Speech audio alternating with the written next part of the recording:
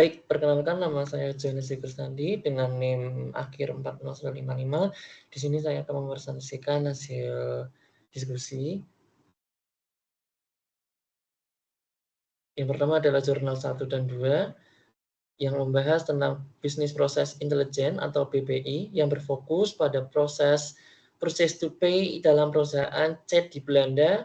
Proses ini penting untuk rantai nilai organisasi dan dapat menghadapi risiko bisnis.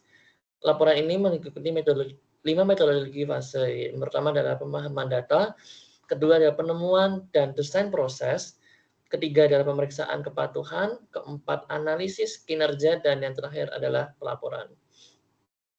Selanjutnya ada dataset yang diberikan mencakup atribut untuk setiap kasus purchase order dan aktivitas terkait.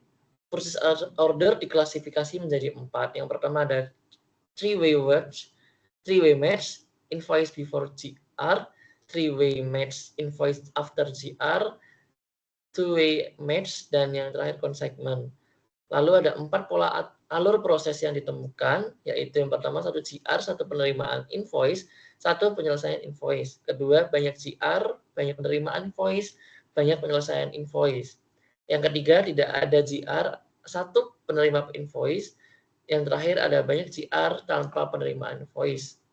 Selanjutnya adalah beberapa dimensi tambahan diperlukan untuk mendukung klasifikasi kasus yang tidak patah. Yang pertama adalah jumlah hardware, kedua adalah jumlah aktivitas ulang, rework activities, yang ketiga ada segregasi tugas, segregation of the result, yang keempat retrospektif, yang kelima ada beban kerja sumber daya, keenam nilai bersih pesanan, yang terakhir ada waktu penyelesaian. Dalam dataset yang tidak seimbang 99,6%, proses order patuh, akurasi bukan indikator yang relevan karena model dapat mencapai 99,6%.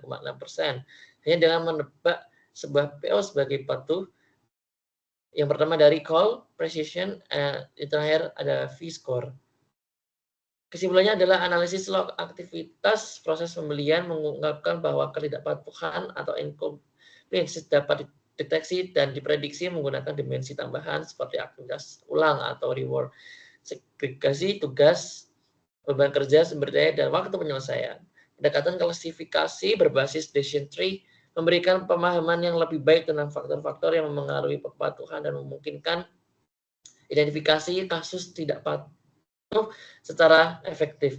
Dalam konteks dataset yang sangat tidak seimbang, matriks seperti recall, precision, dan advanced score digunakan untuk mengukur kinerja model secara lebih akurat dibandingkan akurasi. Implementasi ini dapat membantu perusahaan meningkatkan kepatuhan dalam proses pembelian, mengurangi risiko penyimpangan, dan mengidentifikasi potensi perbaikan dalam alur kerja.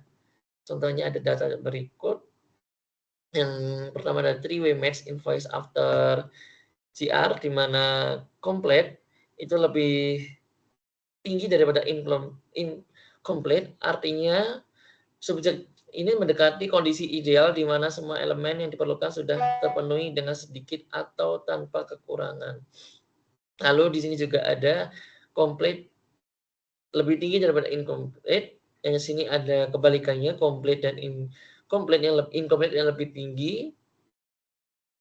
Lalu ini kembali complete lebih tinggi daripada incomplete. Incomplete lebih tinggi itu artinya terdapat banyak kekurangan dalam pemenuhan elemen yang seharusnya ada. Demikian presentasi dari saya, kurang lebih mohon maaf. Terima kasih, selamat malam.